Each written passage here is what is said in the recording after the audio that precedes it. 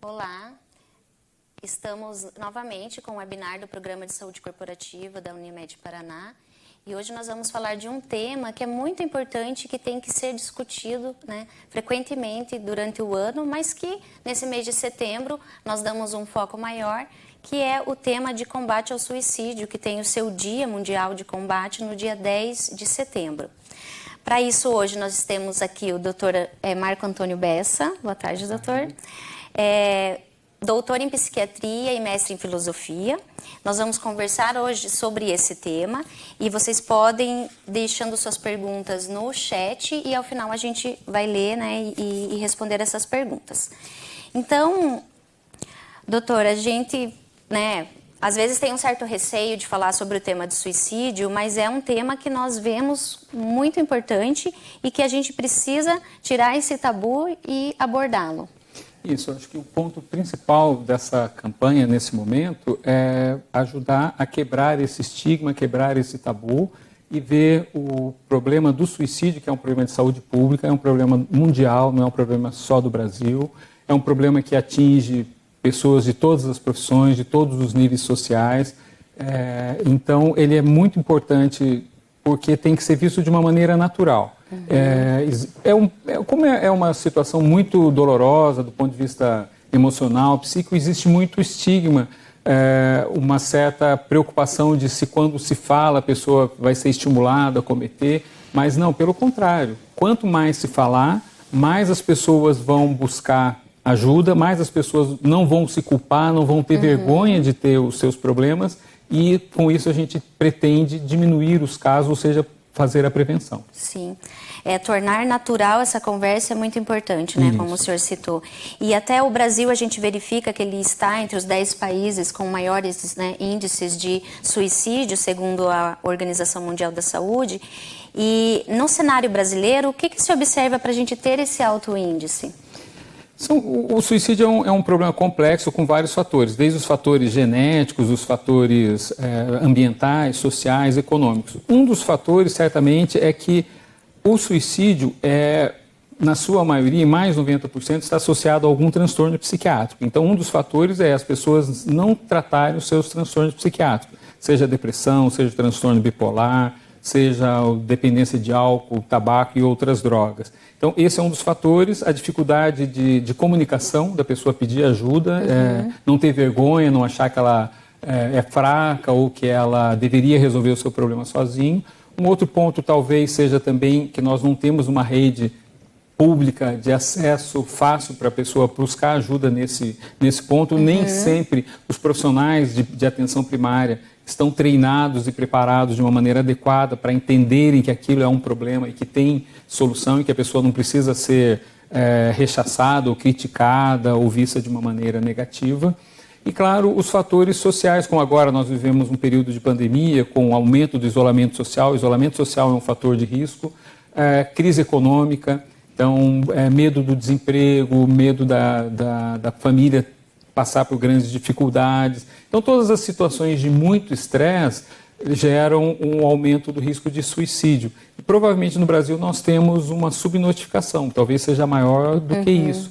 E o ponto importante é nós entendermos que a pessoa que comete esse ato, ela não está fazendo isso por ser fraca, por ela não ser forte o suficiente ou não quer chamar atenção, como às vezes nós ouvimos falar. Uma imagem que eu gosto de usar para nós entendermos o que acontece com o suicídio. Imagine uma pessoa que, por qualquer motivo, esteja se afogando. Ela não pode ter vergonha de pedir socorro, ela tem que pedir ajuda. Porque se ela não pedir ajuda, ela vai acabar se afogando, vai acabar morrendo. E quem vê também não tem que fazer julgamento ou criticar a pessoa. O que você está fazendo aí? Você vai procurar. Não vou te ajudar. Não vou te ajudar, por que você foi entrar na água e não tinha nada que ter entrado na água? Não, você vai ajudar, ou você vai buscar algum meio, chamar bombeiro, ambulância, o que for. Então, a questão do suicídio é isso. A pessoa que está sofrendo, que tem a ideação, ou que tem o planejamento, que está vendo que ela está pode pôr a sua vida em risco, não ter vergonha de buscar ajuda.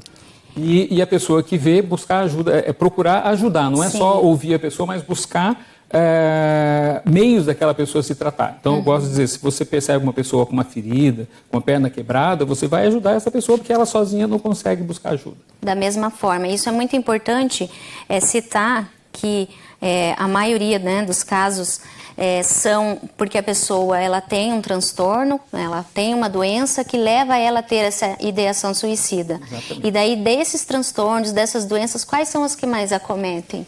Podem provocar, né, a ideação. Isso, que aumentam o risco. E nós chamamos de fatores de risco e fatores de prevenção. Os fatores de risco principal, transtornos psiquiátricos, então a depressão, o transtorno bipolar, que é aquela situação que a pessoa tem oscilações de humor, às vezes fases depressivas, às vezes fases de muita agitação, de euforia ou com mudança muito rápida de humor.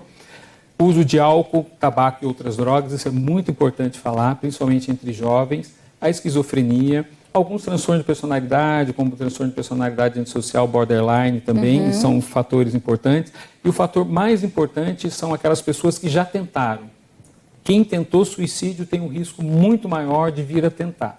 Então, quando a pessoa vai para uma emergência de um hospital, de uma UPA, por tentativa de suicídio, essa pessoa necessariamente, obrigatoriamente, deve ser encaminhada para tratamento especializado, porque essa pessoa vai tentar de novo. Então, esse é um fator de risco. E também um outro dado, não só os transtornos psiquiátricos, mas também algumas doenças crônicas, doenças que causam muito sofrimento. Por exemplo, algumas doenças reumáticas, como lúpus eritematoso, às vezes artrite reumatoide muito grave, doenças neurológicas como Parkinson, esclerose lateral amiotrófica, câncer, doenças que causam sofrimento crônico, físico e que muitas vezes também desencadeiam uma doença psiquiátrica como depressão, ansiedade. Então, essas pessoas precisam receber uma atenção especial porque, numa determinada fase, elas podem evoluir para a ideação suicida. Porque esse é um ponto importante. Ninguém comete o suicídio assim do nada. Para outra, é um processo progressivo. A pessoa vai pensando, vai tendo aquele desencanto com a vida, vai tendo a desesperança, começa a ter a ideação suicida, o pensamento suicida. Uma segunda etapa, quando ela começa a planejar, até que ela comete o suicídio. Então, esse é um ponto importante. Raramente a pessoa comete o suicídio assim no impulso. Às vezes pode acontecer com adolescente, mas não é o mais frequente. E aí, com isso, nós podemos perceber que a gente tem um tempo ali que a gente vai conseguir perceber e dar auxílio para essa pessoa de alguma forma, né? Para que, como ela não faz de uma hora para outra, existe esse tempo que a gente pode prevenir. Exatamente. O importante é estar atento às pessoas e ter uma comunicação aberta. A pessoa poder falar do seu sofrimento e o outro poder acolher aquela conversa, aquela fala sem julgamento, sem crítica, para que a comunicação seja aberta. E nós percebemos, né, estamos conversando aqui em relação a essas doenças que levam à ideação suicida e muitas vezes nas doenças psiquiátricas percebemos que o tratamento ele leva um certo tempo para começar a fazer um efeito, dar um resultado e muitas vezes as pessoas elas acabam cessando esse tratamento por se sentir-se bem e não permanecem, né, com o uso da medicação e as demais terapias que são prescritas pelo médico. Nesse sentido, é muito importante reforçar que a pessoa precisa manter esse tratamento. Exatamente. Eu sempre comento com meus pacientes, uma comparação simples, mas que eu acho que pode ajudar a entender. É como se a pessoa tivesse uma fratura de pé no braço e o ortopedista tivesse indicado para usar o gesso, a proteção, a tala, por um determinado período. Se a pessoa antecipa a retirada, o risco dela ter uma nova fratura é muito alto. Então, é preciso respeitar esse tempo de melhora e são etapas do tratamento. Uma fase é de tratamento para a pessoa melhorar dos seus sintomas e a outra etapa é a prevenção de recaída. E é muitas vezes nessa prevenção que a pessoa acha, não, já está tudo bem, então eu posso largar o tratamento, seja só, não só o medicamento, às vezes a terapia, ou alguma outra forma de auxílio, e aí aumenta o risco de ter uma recaída e, eventualmente, cometer o suicídio. E esse processo até de retomada do tratamento, às vezes ele pode ser mais longo porque ele fez essa interrupção, né, da medicação, e pode ser que o efeito não permaneça, vai ter que passar para um outro medicamento, né? Então, começa tudo de novo. Volta. E um outro problema é que muitas vezes, com a recaída, a pessoa se cobra mais ainda. Ela acha, puxa, mas eu sou um fracasso, não consigo dar conta da minha depressão sozinho, vou precisar voltar para o remédio. E com isso ela tem vergonha de voltar ao tratamento, ou ela acaba não buscando ajuda novamente, só piorando o seu quadro. Sim. Então, esse é um ponto importante que depende muito da boa explicação do médico, do terapeuta e do paciente aceitar que é necessário aquilo. Porque esse é um dos outros problemas em relação aos transtornos psiquiátricos, novamente, e principalmente em relação à questão do suicídio, é que a pessoa, culturalmente, nós temos um problema que é se ter dificuldade de falar de emoção, principalmente o homem. O homem não fala de emoção, o homem acha que tem que ser forte, que resolver tudo sozinho. E a ideia de que a pessoa tem que resolver aquilo sozinho, o problema emocional. Então, nós respeitamos uma dor de dente, nós respeitamos uma pneumonia, uma fratura de um osso, mas a tristeza, a angústia, a ansiedade, isso é uma coisa banal, que a pessoa tem que ser forte e fazer sozinha. E esse é um outro problema, porque é aquilo que a gente menos sabe fazer. Porque nós não aprendemos a lidar com a emoção. Um problema cultural que nós temos no Brasil é que a nossa educação, seja familiar, seja educação escolar, é muito voltada para a parte cognitiva. Nós recebemos muita informação objetiva, mas muito pouco de autoconhecimento. Nós entendemos o que acontece com a gente, o que a gente está sentindo e o que nós fazemos com aquele sentimento. E também temos dificuldade de entender o que está acontecendo com o outro e como lidar com o sofrimento do outro. Então, por exemplo, na Austrália, tem programas muito interessantes de começar desde a escola maternal a criança entender o que ela está sentindo.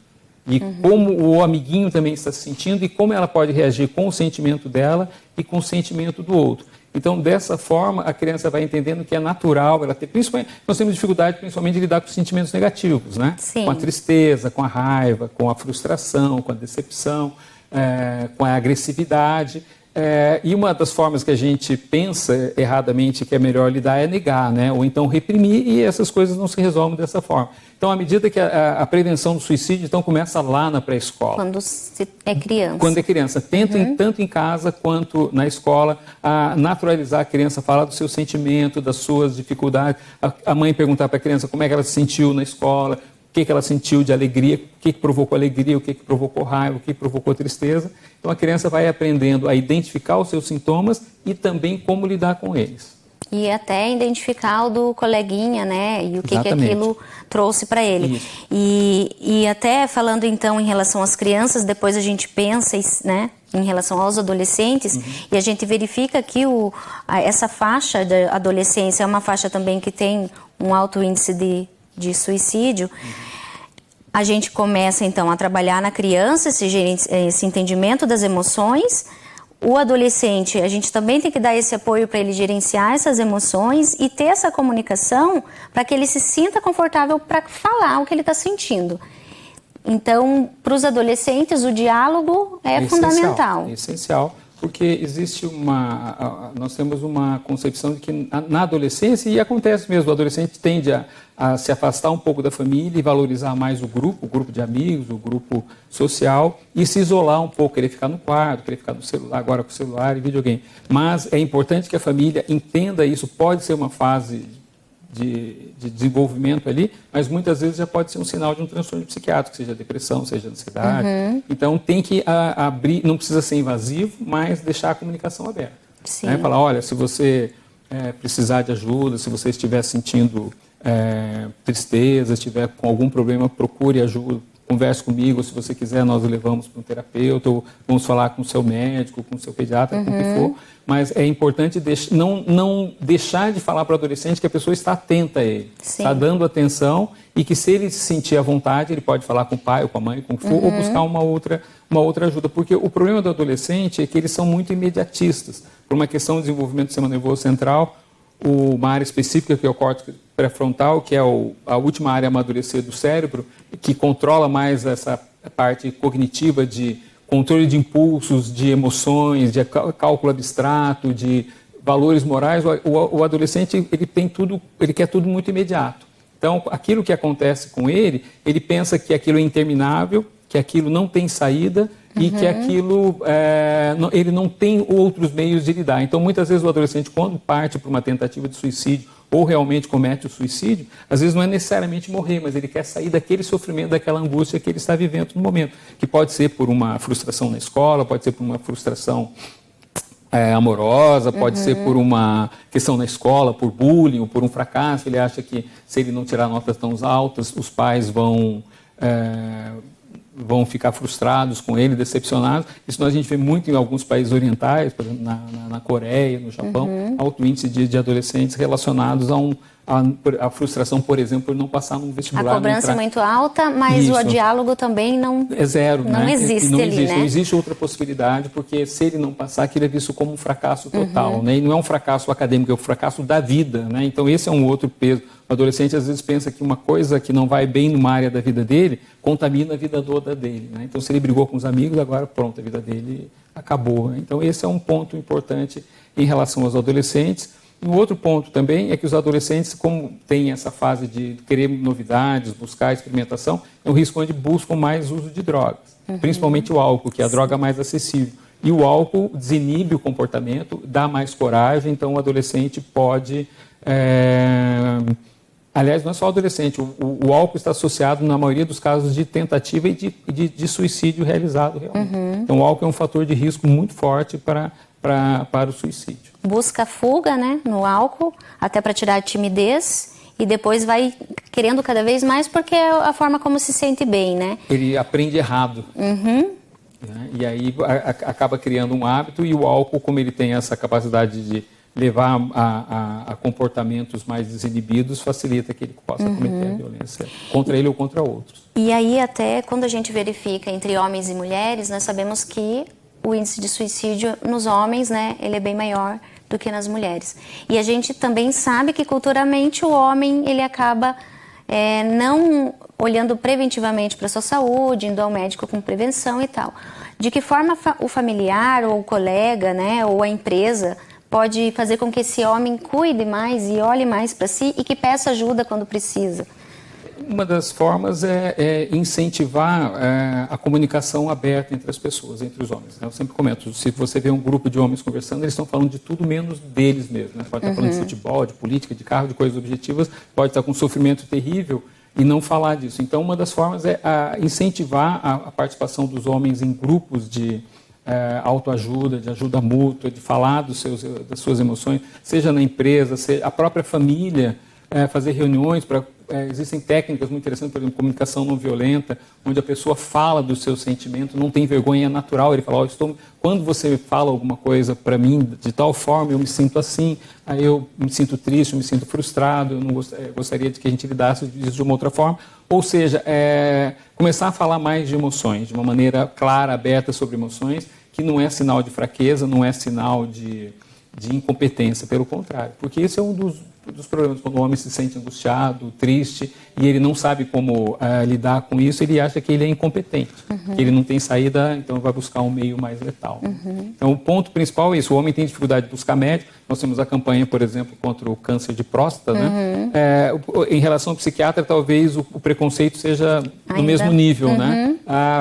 Ir no psiquiatra é coisa de louco. Não, ir no psiquiatra é cuidar da sua saúde, como você precisa cuidar da sua pressão arterial, do seu sono. A saúde mental é tão importante quanto, né? No mesmo nível ou mais ou mais até, porque ela interfere em todas, né? Ela interfere em todas as coisas. Exatamente. E quando a gente fala de profissionais, assim, existem profissionais que são mais suscetíveis a ter os transtornos mentais e ter a ideação suicida? Sim, então o primeiro ponto é esse. Homens cometem mais suicídio, as mulheres tentam mais, ou seja, as mulheres vão graduando, elas tentam meios menos letais e os homens meios mais letais. Então, homens que têm acesso a meios mais letais, por exemplo, policiais, agentes de segurança que andam armados, essas pessoas têm um risco maior porque eles têm um meio muito à mão mesmo, né? Literalmente à mão. E então, o trabalho já é estressante, né? Associa o estresse do trabalho com a facilidade de um meio mais letal. Profissionais de saúde também têm acesso a medicamentos que também podem levar ao suicídio. Então, e profissões que têm muito estresse, necessariamente, um estresse mais psicológico, às vezes, do que necessariamente físico. Daí nós temos que associar, além da questão do estresse profissional e o estresse mais social, a questão familiar também. Então, pessoas que estão vivendo conflito familiar, de separação, ou perda de um cônjuge, perda de pai, de mãe, perda de um filho, ou uma situação de desemprego, como eu comentei no início. Então, essas situações vão favorecer muito, né, que a pessoa busque meios de lidar de uma maneira completamente errada, mas é o que ela pensa que é o que vai provocar alívio daquele sofrimento. O que a gente tem que lembrar é isso, que a pessoa que está com ideação suicida ou que já tentou, é que ela está num sofrimento profundo. É um sofrimento emocional, um sofrimento físico. A gente pode chamar do sofrimento da alma, o sofrimento do espírito. É muito mais difícil de falar, de enfrentar e de lidar do que o sofrimento físico. Porque E a única alternativa que a pessoa vê naquele momento é essa. Isso, né? É como se fosse a saída de emergência, né? E porque ela não foi informada que ela pode buscar ajuda com outras pessoas. E que falar daquilo já é uma forma de aliviar. E se no caso a gente tem um caso na família de tentativa de suicídio, qual é a ação que esse familiar mais próximo pode ter com esse... Primeiro, buscar ajuda é como se você tem uma pessoa que sofreu um infarto, sofreu um acidente vascular cerebral, você vai procurar ajuda, vai levar para uma unidade de emergência, para receber o atendimento imediato e depois a busca especializada. E entender que aquilo é uma doença, não ter julgamento, não ter crítica à pessoa e acolher essa pessoa quando ela volta para casa e monitorar se ela realmente está seguindo o tratamento. É tratar de uma maneira natural. Como uma pessoa quebrou a perna, vai no ortopedista, quem tem um problema psiquiátrico, vai no psiquiatra. Quem tem um problema de estômago, vai no gastroenterologista. Nós precisamos ver isso como uma maneira natural. Né? Ninguém acha que a pessoa que tem, sei lá, uma úlcera gástrica, uma gastrite, cometeu um pecado. Né? Quem está deprimido, ou está ansioso, ou tem uma ideação suicida, ele não está cometendo um pecado. Não é porque ele é mau, ou porque ele é fraco, ou porque ele é covarde. Não, porque ele está sofrendo. Está doente. Está doente e a gente não escolhe a forma de sofrimento nem a forma de doença. E como eu disse, o suicídio pode acontecer em qualquer profissão, pode acontecer em qualquer nível social. Mesmo entre religiosos pode acontecer. Sim. Tem casos, né? E no caso, os sinais de alerta, então, como que eu posso perceber se tem algum familiar meu que está correndo o risco, né, de cometer um suicídio? São dois pontos principais. Primeiro é o humor da pessoa, né? Nós conhecemos as pessoas mais próximas pelo tom de voz, né? A gente pode estar conversando com alguém conhecido e a pessoa fala 2, 3 palavras e você pergunta o que aconteceu? Porque pelo tom de voz a gente percebe se a pessoa está alegre, se ela está triste, se ela está irritada, né? Então, estar atento a isso, perguntar o que está acontecendo. Né? Então, ficar atento ao humor. E outro ponto importante é a alteração de comportamento. Nós comentamos sobre os adolescentes. Então, isolamento social, pessoa que começa a se isolar, que começa a deixar de fazer aquelas atividades que ela gostava, seja o esporte, seja sair com os amigos, seja reunir com os familiares, seja ir à igreja, ou mesmo trabalho que a pessoa gostava muito, ela começa a se desinteressar. Então, esse é um outro ponto. Ou então, quando a pessoa começa a verbalizar mesmo, puxa, não estou aguentando mais, estou muito cansado, nossa, as coisas perderam a graça, as coisas... Né? Os médicos, por exemplo, perguntar para os pacientes quais que são os seus planos para o futuro. Se a pessoa falar, olha, nenhum. Né?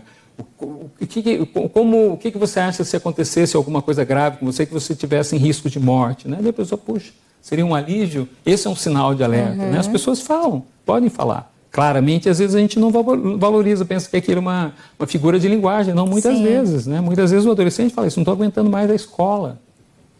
Né? A gente pensa assim, não, mas eu também passei por isso, você também... Não, às vezes a gente tem que ficar atento, né? Não estou aguentando mais aquela situação, seja da escola, seja do bullying dos amigos, seja do treino que ele não quer mais, às vezes o pai quer forçar o aluno, o filho ser ou a filha ser um atleta, ou se destacar muito em uma determinada área, às vezes, sei lá, beleza, né? A mãe que quer que a filha seja modelo, né? Ou seja uma bailarina, ou seja, sei lá, um músico, o que for, às vezes bota uma pressão tão forte e a criança fala, olha, não estou aguentando mais, não quero mais, e a gente fica forçando. Então, respeitar a fala do outro. Por isso que eu falei da comunicação. Na comunicação não vem perguntar, não, mas... Então, ouvir o que a pessoa está falando, o que ela quer dizer com aquilo. Se dar o tempo da escuta e de entender, às vezes escutar e não julgar e minimizar, né? Acolher e entender. Poxa, eu não estou entendendo. Então, se eu não estou entendendo que aquilo que o adolescente está falando, eu vou procurar ajuda para quem entende. Né? Como eu falei do dentista, a gente tem que ver de uma forma objetiva. Se eu não sei lidar com a emoção do meu filho, eu vou procurar ajuda com quem entende. Né? Se eu não sei lidar com o comportamento do meu filho, eu vou pedir ajuda para quem entende. Então, esse é o primeiro ponto. E a mesma coisa é para quem está sofrendo. Se eu não sei lidar com a minha tristeza, com a minha raiva, com a minha angústia, com a minha desesperança, com o meu desespero, eu vou buscar ajuda. Não posso ficar com aquele peso, com aquela carga, que eu tenho que fazer isso sozinho. Que é responsabilidade minha lidar com isso. Não é verdade. Não é verdade. Né? O que os pais fazem quando os filhos estão indo mal na escola? vão procurar uma ajuda de um professor particular, reforço. Um reforço e tudo, né? Isso que eu falei, a parte cognitiva a gente aceita bem, né? Às vezes vem com uma pressão de cobrar e tudo, mas a gente busca recurso. O lado emocional é a mesma coisa. Não sei lidar, ou ele não sabe lidar, vamos buscar ajuda. Não é feio, não é vergonhoso, pelo contrário. Respeitar isso. Falar com o seu colega, né? Falar com o seu familiar, ou se na empresa onde trabalha tem um profissional para acolhimento, buscar aquele profissional, né? Isso. Sempre há uma alternativa. Sempre é possível buscar ajuda para alguém. Nós temos, por exemplo, o CVV, que é o 188, que é um telefone que atende o Brasil inteiro, que agora tem um convênio com o Ministério da Saúde, que é uma ótima forma de buscar ajuda. Sempre tem alguém que entende, que sabe acolher, que vai dar um parecer afetuoso, mas técnico também. Né? Isso é um ponto importante. Não é só acolher por acolher, não. Tem que ter uma visão técnica, entender que aquela pessoa tem sofrimento e que ela precisa buscar ajuda. Aquela ajuda é uma ajuda inicial, é um passo, é importante, mas às vezes não é o suficiente. Sim, e ter a empatia, né? E às vezes você pergunta se está tudo bem com a pessoa, já esperando que ela te fale, não, está tudo bem. Mas não, né? É ter a empatia e se mostrar disposto a ajudar da forma, né, que for possível. Estar disponível. Estar Porque disponível. às vezes a pessoa fala tudo bem, verbalizando, mas você percebe pela expressão, pelo tom de voz, pelo olhar, que não é tudo bem. Então você pergunta, não, mas acho que não, né? Por que não está bem? O que está acontecendo? Né? Ter essa... Ou você se mostrar disponível. Olha, talvez você não queira falar sobre o que está acontecendo, mas se você quiser, eu estou disponível. Ou se você quiser uma indicação de uma pessoa que pode te ajudar, né? Eu conheço um psiquiatra, conheço um médico, conheço um psicólogo, conheço um terapeuta que pode ajudar você. Oferecer ajuda. Ou, se é uma situação muito grave, você pega pela mão e leva para a emergência, leva para a UPA, leva para onde for, mas você precisa acolher. Lembrando aos nossos participantes que quiserem enviar perguntas pelo chat, pode enviar, que daí o Dr. Marco vai responder. Em relação, a gente falou, né, dos transtornos mentais, a gente sabe que especificamente a depressão é o mais conhecido, e hoje, ainda para algumas pessoas, a depressão ela é um sinal de fraqueza, né? E a gente sabe que a ciência já provou que as coisas não são dessa forma, né? Como a população às vezes percebe. E esse ainda é um mito a ser confrontado, né? Pela psiquiatria, até para a gente poder reduzir essa percepção e os índices, né, de suicídio. O problema dos transtornos psiquiátricos é que nós não temos por exemplo, a pessoa que tem pressão alta, nós temos um aparelho que a gente mede e está lá, né? Ou tem diabetes, você faz o exame de sangue e aparece a glicemia elevada. Na psiquiatria, nós não temos esse aparelho ou um exame que mostra objetivamente, né? Então, as pessoas... E como se fala pouco de emoção e como nós não sabemos lidar com emoção, a forma de lidar é fingir que não acontece, né? Ou estigmatizar... Então, um dos transtornos mais associados ao suicídio, à tentativa de suicídio, é a depressão. Por isso que a prevenção à depressão ou aos outros transtornos psiquiátricos é importante. E também não confundir depressão com o que se fala assim, mais do ponto de vista popular. Às vezes a pessoa fala assim para mim, meu time levou uma goleada, eu estou deprimido. Né? O adolescente fala assim, fui mal na prova, estou deprimido. Não, isso não é depressão, isso é tristeza, isso é frustração, isso é irritação. Decepção por um determinado momento. A gente acaba minimizando a doença que realmente precisa de tratamento, né? Porque a depressão é uma doença e que tem vários sintomas. Entre eles é principalmente a tristeza, né? Aquela sensação de desinteresse pela vida, mas também uma sensação de falta de energia. Eu sempre falo para os pacientes, é como se a vida tivesse perdido a cor. Né? Ela deixou de ser colorida, ela passou a ser cinza, preto e branco, não tem mais cor. Aquilo que a pessoa gostava, ela não tem mais a mesma satisfação, o mesmo interesse. Então imagine uma pessoa que tem um filho, né, que era um encanto, chegava em casa do trabalho, aquela alegria de ver o filho, de brincar, de ver andar, de ver se desenvolver, e de repente aquele filho, né, passa a ser até um certo incômodo, né? Irrita o choro, irrita a atenção que ele quer, né? A pessoa começa a perceber que aquilo que era importante, né, o trabalho, as amizades, as pessoas próximas, passam a ficar desinteressantes. Esse é um sinal de alerta. E principalmente aquelas pessoas que perderam já a esperança, que estão desesperadas, aquela sensação de que, olha, não tem mais nada que me ligue ao mundo. Esse é um ponto importante, né? Como se a pessoa se desligasse do mundo afetivamente, né? Nada passa a ser mais importante. Chega ao ponto da própria vida não ter interesse. Então, esse é um caso de depressão mais grave, né? Mas a depressão pode ter também sintomas físicos, como alteração de sono, a pessoa pode ter ou insônia ou muito sono, alteração de apetite para mais ou para menos, algumas vezes também por queixas físicas que mascaram, dores de cabeça que não melhoram, problemas digestivos como gastrite, queda do apetite, às vezes queda de imunidade, por exemplo, né? Mas principalmente é essa questão interna da pessoa perder os laços que a unem ao mundo. Pois é, uma pessoa que é religiosa e começa a sentir que está perdendo o seu interesse pela fé, né? Ela começa a ficar descrente de tudo. No fundo, assim, o deprimido, por isso que eu falei, pode acontecer inclusive com religiosos, porque nas depressões mais graves a pessoa ela se desconecta de tudo, seja da sua fé, seja da sua família, seja do seu trabalho. E isso, né, pode levar, né, uma ideação suicida. E até em relação àquela forma de falar, mas você tem tudo, tá tudo bem com você, por que você está assim? Né? Esse é o ponto muito importante que você está lembrando, é que nós tendemos a respeitar as doenças físicas, né? Se uma pessoa está com a perna quebrada, tem uma pneumonia ou uma dor de dente, ninguém fala assim, fulano, você tem que ser forte, vamos jogar bola, vamos escalar o Marumbi, a pessoa com a perna quebrada, né? E a pessoa deprimida, às vezes com boa intenção, fala assim, mas fulano, você tem tudo, né? E a pessoa sabe, ela sabe disso, então isso só aumenta o sofrimento, porque ela fica mais culpada, mais envergonhada de se sentir daquele jeito. E ela se sente incompetente por não conseguir superar aquilo. Como se ela tivesse uma dor, se ela tivesse uma doença física, ninguém fica cobrando, né? A pessoa sabe que precisa tomar remédio. Às vezes a pessoa acha que está ajudando falando isso, mas na verdade ela está atrapalhando, né? Está aumentando o peso. Está aumentando o peso e esses sintomas de incompetência, de culpa e de vergonha. Sim. Porque esse é o problema da doença psiquiátrica, do transtorno psiquiátrico, a pessoa sente vergonha, ao ponto de não falar, né? Ter vergonha de dizer que está com ideação suicida. Ela não tem que ter vergonha, a gente não tem que ter vergonha do nosso sofrimento. A gente tem que buscar ajuda, por isso que eu volto a insistir na imagem de uma pessoa que está se afogando. Ninguém faz, é bobagem fazer julgamento disso, você tem que ter uma visão objetiva. Quem está lá tem que pedir ajuda e quem está do lado de fora tem que buscar ajuda. Não é ficar julgando, criticando e querendo saber, mas o que você está fazendo aí? Por que você está assim? Você está aí porque você quer, Nade, né? Ou então fala assim, nade, a pessoa está se afogando porque ela não consegue nadar, né? Sim. Você fala para ela, nade, olha, né? É isso, é você ficar disponível. Então, o principal é isso, ver de uma maneira objetiva, clara, sem julgamento moral, religioso, por mais que as pessoas tenham a sua concepção, mas não jogar essa carga para quem está sofrendo daquela forma, né? A pessoa pode ter as suas convicções, mas não principalmente profissionais de saúde. Sim. Se o paciente vai buscar ajuda, seja médico, psicólogo, enfermeiro, terapeuta ocupacional, o que for, né? E fala disso buscando uma ajuda e aí recebe um sermão, aí acabou, aí a pessoa vai...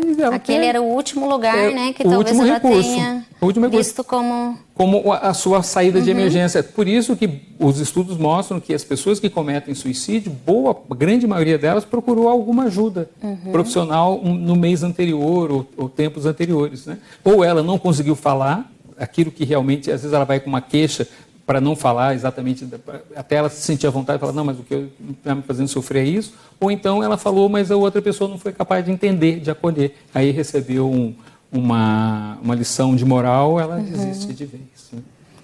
Bom, mas então esse tema, assim, é um tema muito complexo e é um tema que a gente precisa sempre conversar, e o senhor nos colocou aqui várias formas da gente reconhecer, da gente ajudar, né, e poder evitar, né, o ato do suicídio mesmo. E dentre elas, assim, a gente verifica que é algo a longo prazo, que é trabalhar com as crianças desde pequenas, para elas trabalharem esses sentimentos, né. Para os pais que já têm os filhos adolescentes, talvez ter um maior diálogo. Para as mulheres que estão percebendo que, né, os seus companheiros estão diferentes, também é dar essa atenção, esse olhar para, né, para escuta, para ouvir e poder auxiliar se for o caso. E falando de tudo isso, tem mais alguma dica que o senhor daria para as pessoas que talvez estejam sentindo alguma coisa, que veem que não estão bem, ou para alguém que está com um familiar, né? Fora isso, tudo que a gente já conversou? O principal que eu penso é procurar ter essa visão mais clara, mais objetiva, sem julgamento, sem condenação do que a pessoa está sentindo. Ter empatia, uma palavra que você usou que é muito importante, a gente reconhecer no outro o sofrimento, aceitar o sofrimento do outro, não ver aquilo como uma fraqueza ou criticar de alguma forma, oferecer ajuda para a pessoa que você percebe, então estar atento ao sofrimento do outro, mas também estar atento aos nossos sentimentos. Não é só para o outro, é para a gente mesmo. Né? Primeiro, a gente fazer uma espécie de inventário periódico, como é que eu estou me sentindo? Né? O que eu estou sentindo? Tentar nomear aquilo que ele está sentindo, tentar identificar o que está fazendo, falando de emoções negativas. Sim. Principalmente, angústia, tristeza, raiva, frustração, tentar identificar o que está provocando esse sentimento e pensar assim, bom, como que eu posso lidar com isso? Né?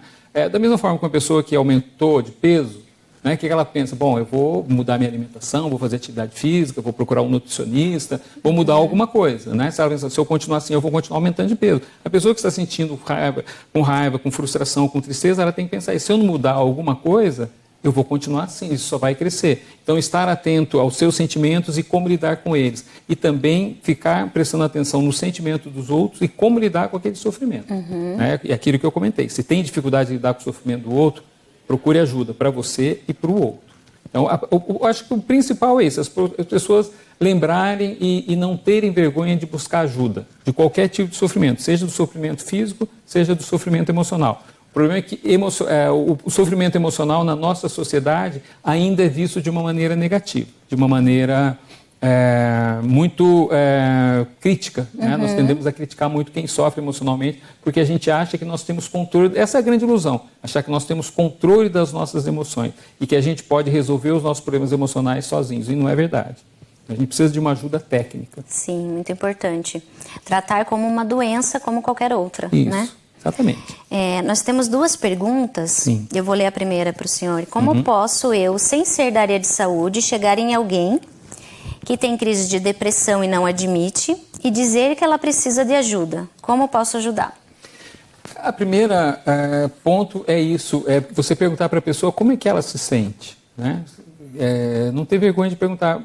Eu tenho notado que você anda assim, eu acho que você está um pouco mais triste, um pouco mais calado, está ficando mais isolado, ou que você não se interessa mais tanto por tais coisas e tudo. Não é que está acontecendo alguma coisa com você? Não é? Eu posso te ajudar de alguma forma? Você quer buscar ajuda profissional? Você quer que eu te ajude a procurar um profissional? Ou quer ir na unidade de saúde? Ou quer falar com o pastor? Ou quer falar com o padre? Que essas pessoas não necessariamente podem ser tecnicamente preparadas, mas em geral elas oferecem acolhimento emocional o que é muito importante. E muitas vezes elas podem indicar o tratamento se a pessoa realmente necessita. Então o primeiro ponto é isso, é não criticar, não pressionar a pessoa, mas abrir a comunicação. Ou eu estou percebendo que você está assim, estou preocupado com você, estou preocupado com o teu sofrimento, eu quero te ajudar. Né? Você aceita que eu te ajude, você aceita que eu te leve num profissional, numa unidade de saúde, onde for, você oferecer a ajuda que você tem disponível, que você tem disponível, mas não no sentido de pressionar a pessoa, de obrigar, porque daí a pessoa se afasta. Você abrir a comunicação, dizer, estou percebendo que você não está bem, né? Sei que eu te conheço muito bem, eu estou sofrendo também por te ver dessa forma e quero te ajudar de alguma forma. Isso, em geral, quebra o gelo. Porque quando a gente pressiona, abafa, daí a pessoa se afasta mais, ela fica mais resistente. Colocar disponível, se você quer conversar uma outra hora, né? Isso. Vamos conversar Estou aqui, né? Ou seja, fisicamente, ou se precisar me telefone, me mande uma mensagem, mas eu estou aqui. Ou então falar, eu não sei lidar com isso, mas eu conheço quem pode. Né? A estratégia é você abrir a porta, não pressionar a pessoa. Ok. A segunda pergunta é, além dos sintomas e ideação, poderia falar um pouco sobre o manejo dos profissionais da saúde diante desses casos? A primeira coisa que o senhor falou foi que tem que ser livre de julgamento. Livre de julgamento, não fazer crítica, né? Não querer dar uma lição de moral, uma lição, uma crítica muito pesada, e valorizar. O primeiro ponto é valorizar. Isso na nossa área da psiquiatria, a pessoa falou que tem vontade de morrer, que tem ideação, que tem planejamento, e como eu comentei, se tentou, ela vai tentar de novo. Então, valorizar isso. Então, você tem que oferecer, alguns casos precisam de internamento, imediato. Você não, é como você tem uma pessoa infartada, você não vai esperar. Sim. Você vai lidar para emergência. Você busque ajuda no caso de adolescentes, você fale com os pais. No caso de um adulto, às vezes é complicado para pessoas que moram sozinhas, que não têm uma rede de apoio. Aí você tem que tentar buscar. A pessoa sempre conhece alguém ou tem algum vizinho, algum parente, você tem que buscar alguma ajuda, ampliar o raio, né, de ação. Você tem que ver em cada caso quais são os fatores de risco e quais são os fatores de proteção. Então, se é homem, se mora sozinho, se está desempregado, se perdeu o emprego recentemente, se separou recentemente, se não tem uma boa convivência familiar, se não tem uma rede de apoio, essa é uma pessoa de alto risco. Se tem arma em casa, afaste a arma em casa. Se essa pessoa está planejando, por exemplo, um acidente de automóvel, fale para não dirigir, né? Peça ajuda para alguém. Às vezes você tem que comunicar um assistente social da unidade de saúde, alguma forma você tem que buscar, né? Então, o profissional de saúde, o primeiro ponto é esse, é acolher aquela queixa do paciente, aquele comentário e buscar dentro de cada caso quais são os recursos que você tem para proteger essa pessoa. Se ela tem família, você vai buscar ajuda na família. Se não tem família, você vai buscar ajuda no trabalho ou em alguma rede de apoio. Às vezes é a igreja, às vezes é a associação do bairro, às vezes é a torcida que ele faz parte de futebol, né? Às vezes são os amigos que ele se encontra para jogar baralho, não sei, você vai buscar aonde aquela pessoa ainda está agarrada à vida, aonde ela tem algum vínculo, e aí você vai procurar fortalecer esse vínculo. Mas isso precisa ser tratado, não é só conversa, não. Você precisa acompanhado, né? Acompanhado, tem que ser, se você não é o psiquiatra, você vai buscar ajuda psiquiátrica, vai antecipar essa consulta, vai encaminhar para tratamento psicológico, para terapia, ou nos casos mais graves vai buscar internamento mesmo. Os casos graves precisam de internamento, porque senão a pessoa vai tentar mesmo, não se iludam, porque a pessoa que já tentou uma vez ou que está com a ideação muito definida, ela vai cometer o suicídio. Nós não podemos minimizar isso, não, está querendo chamar atenção, é só da boca para fora, não é verdade. As pessoas cometem mesmo suicídio. Por isso nós temos... Uma pessoa comete suicídio a cada 40 segundos no mundo. Sim. Então é uma taxa altíssima, altíssima. Né, um caso de saúde pública mesmo. Exatamente, é um caso de saúde pública. É tão grave quanto você ter acidente de automóvel, é tão grave quanto a pessoa fumar, que é uma doença prevenível, porque vai ter as suas consequências. Então a gente precisa tratar dessa forma objetiva. Né? A pessoa que está fumando, não adianta você criticar essa pessoa, você tem que falar para ela, você sabe, né, que o cigarro não é um bom hábito. Você quer procurar ajuda? Né? Eu conheço alguém que também tinha essa dificuldade, se tratou. Né? Em relação ao suicídio é a mesma coisa. Né? Puxa, eu entendo o teu sofrimento. Né? Imagino como você está passando, mas eu quero te ajudar de alguma forma. Né? Eu estou aqui disponível para tentar te ajudar de alguma forma. Então, os profissionais de saúde, eles têm uma responsabilidade muito maior. E muitas vezes não tem a informação, o treinamento suficiente. Esse é um dos pontos que nós precisamos, de modo geral, no Brasil, melhorar muito, né? Que é treinar os profissionais de saúde para identificar aquelas pessoas que estão com ideação ou que já tentaram, como atender melhor essas pessoas. E principalmente como identificar precocemente e oferecer ajuda adequada para essas situações. Sem julgamento, isso é um ponto muito importante. Sem julgamento, sem crítica. Com empatia, né? Com empatia, como qualquer outra doença, sem julgamento moral. Eu sempre digo para meus pacientes, você não fica criticando a pessoa que usa óculos, né? Como eu, né? Com meus graus de miopia, fala assim, você é um fraco, você não consegue chegar. Enxergue sem o óculos. Enxergue sem o óculos, faça força que você vai enxergar. A gente tem que ver dessa forma, desestigmatizar. Claro que eu preferia não ter a minha deficiência, né? Que eu preciso do óculos. Mas o óculos me resolve a vida. Eu tenho uma vida praticamente normal. Qualidade de vida. Qualidade de vida normal. Pouquíssimas coisas eu não posso fazer por precisar usar óculos, né? E quando eu era criança, lá na minha adolescência, quando eu comecei a usar óculos, começaram a me chamar de patrulha, eu estou nem aí, eu estou enxergando bem, estou vendo normal, e isso é que é o importante. Então as pessoas não têm que ter essa preocupação também de agradar os outros e ficar com vergonha de pedir ajuda ou de usar recursos de jeito nenhum. De jeito nenhum. Todos nós temos as nossas limitações. Sim, e como falamos no início, sempre há uma alternativa, né? Então hoje a nossa conversa, a gente aborda esse tema, que para muitas pessoas é um tema delicado, um tema pesado, mas a gente verifica que é um tema fundamental que tem que ser tratado durante todo o ano, né? No mês de setembro ele tem um pouco mais de atenção, mas a gente tem que estar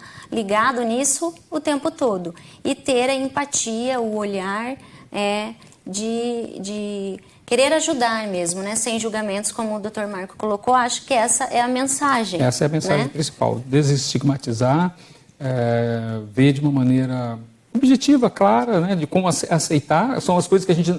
Tanta coisa na vida a gente gostaria que não acontecesse, mas elas acontecem. Então, o que a gente tem que fazer é tentar lidar da melhor forma. A gente se adapta, Exato. né? Eu sempre brinco com o clima de Curitiba. A gente adora o esporte preferido do curitibano, reclamar do clima, né? Que mudou várias temperaturas. O que a gente faz? A gente se adapta, que sai com um guarda-chuvinha, com uma blusa a mais se esfriar, mas a gente continua em Curitiba. A gente adora a cidade, não é? Mas a gente lida com o clima. A mesma coisa quando a gente tem os nossos problemas. O que a gente faz? A gente procura a melhor forma de enfrentar. Sempre existe uma saída, sempre existe uma alternativa. No caso especificamente da pessoa que está com esse sofrimento, com a ideação, com planejamento, lembrar que tem o recurso do CVV, como eu comentei, que tem o convênio do Ministério da Saúde, 188, telefonar. Esse é um primeiro passo, que todo mundo hoje em dia tem um telefone celular, pode telefonar, vai receber ajuda. Buscar um parente, buscar um amigo que ajude, que leve na unidade de saúde, que busque o apoio necessário e não ter vergonha de pedir ajuda. Esse é o ponto principal. Qualquer tipo de ajuda. Agora, especificamente, nós estamos falando do sofrimento psiquiátrico, do sofrimento emocional, não ter vergonha. Ninguém tem que ter vergonha de sentir tristeza, de sentir desespero, de sentir angústia, seja por que motivo for. Independente do que for, todos nós estamos sujeitos até essas emoções. Nós somos humanos, né, no começo, então, não somos robozinhos. Enquanto nós não formos robozinhos, nós somos seres humanos, ainda bem que nós temos essa variedade enorme de emoções, porque é isso que dá o brilho à vida. Né? Um amigo que é mais alegre, um que é mais irritadinho, um outro que é mais ousado, o outro que é mais tímido. Né? É isso que é interessante. Se nós fossemos todos iguais, se ninguém tivesse essas emoções, a vida seria muito sem graça. A vida é rica por isso, por essa quantidade de emoções que nós somos capazes de enfrentar, só que às vezes a gente tem dificuldade de lidar principalmente com as emoções negativas. Mas isso, à medida que nós vamos entendendo que isso é natural, que todo mundo pode ter, a vida vai ficar mais simples. Não vou dizer que vai ficar mais fácil, mas vai ficar mais simples no sentido que tem alternativa. Sim, né? Sempre tem uma alternativa. Então, o que a gente deixa como mensagem realmente é ter a empatia. E se você está sentindo alguma coisa diferente, se você se tocou por alguma palavra que foi falada aqui, busque ajuda na sua empresa, busque ajuda na sua família, busque ajuda no CVV, mas não desista, né? Porque sempre há uma nova alternativa. Acho que é isso. Isso. Se você está doente, busque ajuda. Isso. Né? Então, a doença não é só física, a doença é emocional, a doença da alma, do espírito. Exato. Né? Essa doença mais profunda. Né? Aliás, psiquiatria quer dizer exatamente, né? A doença da alma, né? Tá certo? Então é isso, as pessoas não terem restrição a falar das suas emoções e do seu sofrimento. Cuide, então, da sua saúde mental e peça ajuda se for preciso. Muito obrigada a todos. Obrigada, doutor. Obrigado.